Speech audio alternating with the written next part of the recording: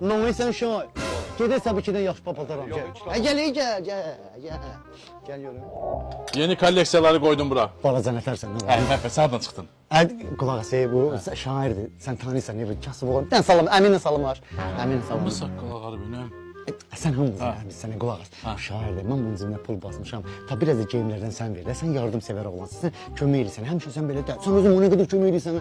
Şairə bir dənə paltarza verdim, yazıq. Məhbət, dəqiq dediyin kimidirsə. Aha, arzu nətər. Problem yoxdur, sənin etibarım yoxdur amma Narahat olma. mən şairi geyindirərəm.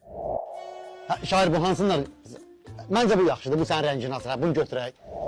Bunlardan hansı? Şair, ağı seçək, bununla o gedir. Hə, ver. Bir dənə də qəbul edin ha. Razımə neçədir?